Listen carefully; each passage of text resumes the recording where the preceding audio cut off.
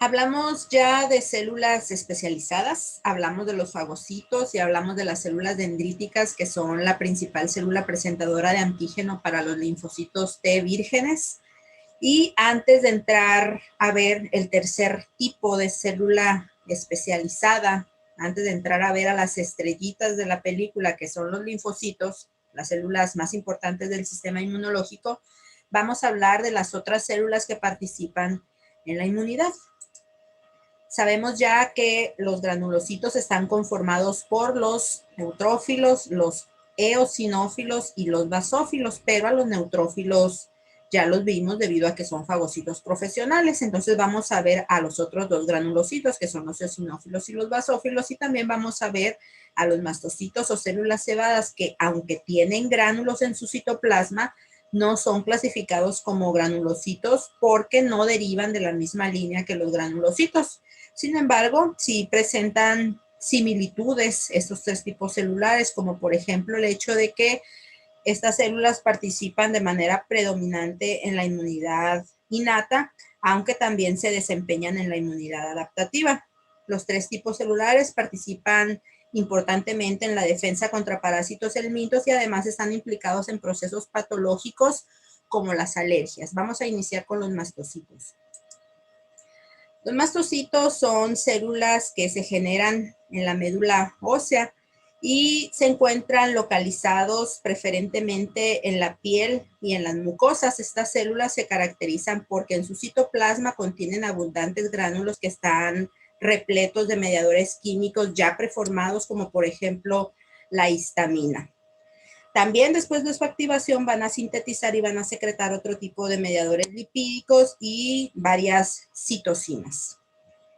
c-KIT es una citocina que es muy importante para el desarrollo de los mastocitos a partir de su precursor en la médula ósea, del cual no se conoce mucho.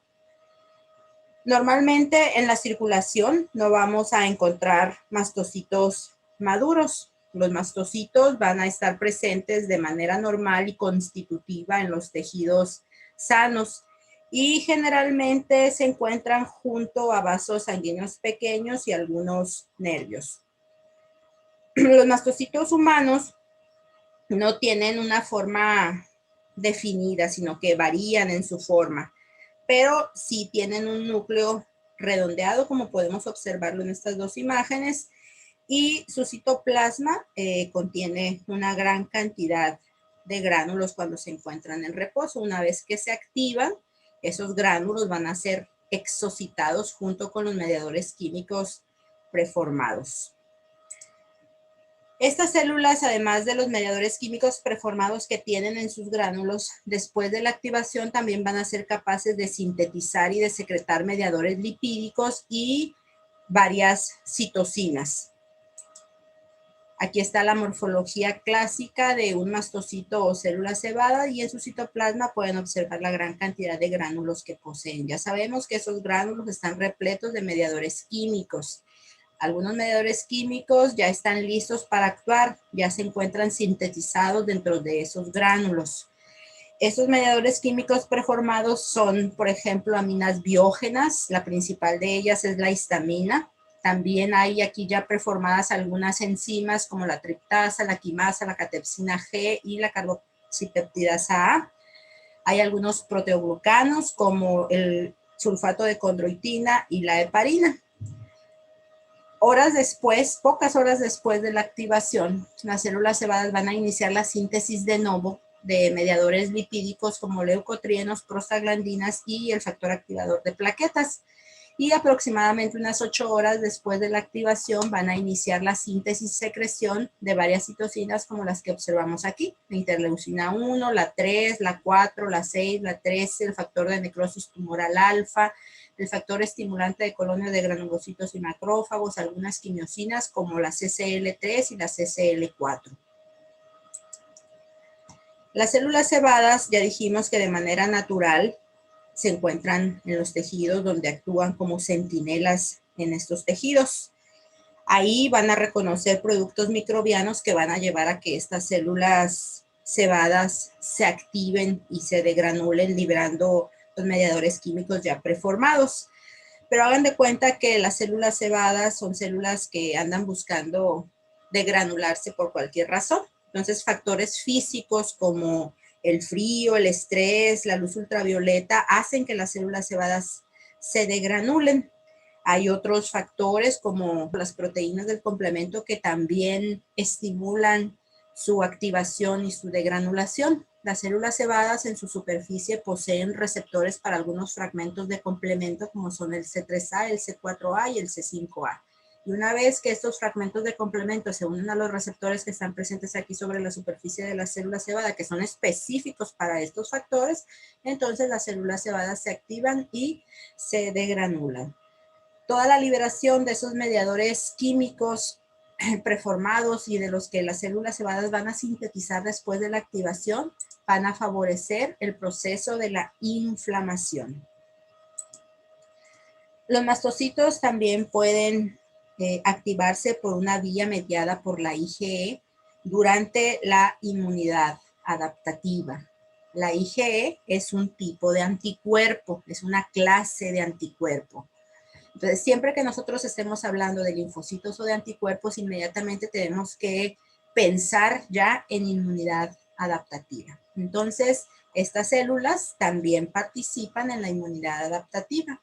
Y esto es debido a que sobre su superficie tienen un receptor de altísima afinidad para la porción Fc de la IgE. Entonces hagan de cuenta que en cuanto la IgE se produce en el organismo, estimulada esa producción por la presencia de un antígeno, este receptor que se encuentra sobre la superficie de la célula va a actuar como un imán que va a atraer a esa IgE que se produce y entonces la IgE se va a depositar sobre la superficie de la célula cebada porque se va a unir a través de la porción Fc a ese receptor de altísima afinidad que existe aquí en la superficie. Este es el receptor que se encuentra aquí en la superficie de las células cebadas y que van a unir a la porción Fc de la IgE. Ese receptor se denomina Fc porque es para la porción Fc de la IgE, Epsilon porque es la IgE, y R significa receptor y este es el receptor 1 porque es el de mayor afinidad. Entonces se llama Fc Epsilon R1, ese receptor de alta afinidad que actúa como un imán para la IgE. Este receptor posee 4 cadenas polipeptídicas. Estas dos que están aquí, que se llaman gamma, esta que está en morado, que es una cadena polipeptídica que se denomina beta. Las cadenas beta y las 2 cadenas gamma son transmembranales y hay una cuarta cadena polipeptídica que constituye a este receptor, que es la cadena alfa. Esta cadena alfa también es transmembranal, pero tiene una larga cola intracitoplasmática y tiene una porción extracelular que forma 2 dominios. Este es un dominio, este es otro dominio, y ambos dominios van a formar un sitio al cual se va a unir la porción Fc de la IgE. En este momento que la IgE se une a la superficie del mastocito, se dice que esta célula se encuentra sensibilizada. Las células cebadas tienen una participación muy importante en la defensa contra parásitos helmintos. Entonces, cuando un helminto se introduce al organismo, estimula la producción de anticuerpos de la clase IgE. Esos anticuerpos IgE, obviamente, son específicos para ese parásito helminto que indujo su producción.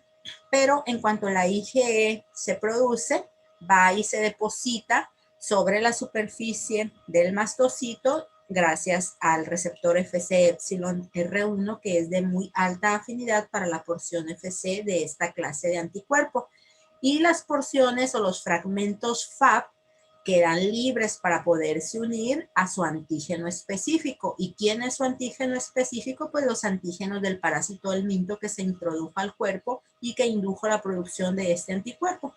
Entonces, los mastocitos sensibilizados, es decir, los mastocitos que en su superficie tienen a ese anticuerpo IgE específico para el helminto, se van a acercar al helminto, se van a unir los fragmentos Fab al antígeno y esto va a llevar a este mastocito a activarse.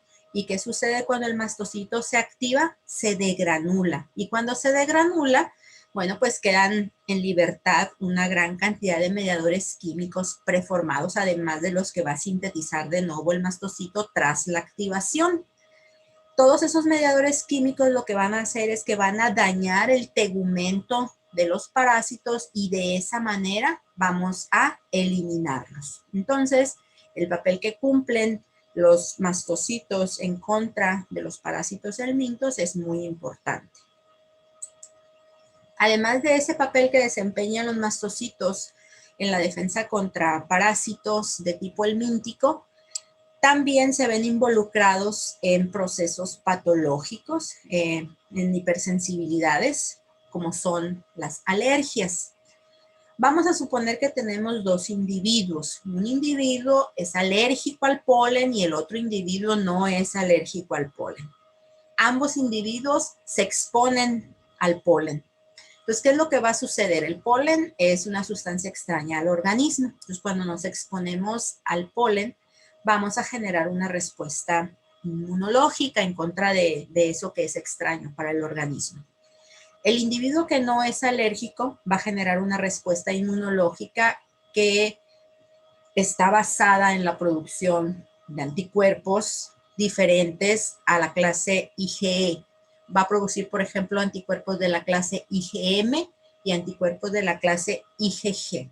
En cambio, el individuo que es alérgico al polen, al exponerse a él, va a producir una altísima cantidad de anticuerpos de la clase IgE. Un individuo normal, al exponerse al polen, puede producir, por ejemplo, 1 microgramo de IgE, mientras que el individuo alérgico va a producir 1000 veces más. Es decir, va a producir 1000 microgramos de IgE. Es una diferencia muy importante. ¿Qué es lo que va a suceder con ese individuo alérgico que produjo grandes cantidades de IgE? Pues que toda esa IgE, en cuanto se produzca, va a ir y se va a depositar sobre la superficie de los mastocitos, sensibilizándolos. Ok, como el polen es un material de gran abundancia en la naturaleza, el individuo alérgico que ya tiene sus mastocitos sensibilizados, pues va a volver a exponerse al polen. Los fragmentos FAP de la IgE que está depositada sobre la superficie del mastocito va a interactuar con el polen cuando éste entre nuevamente. Y eso va a llevar a la degranulación de toda esa gran cantidad de mastocitos que se encuentran sensibilizados.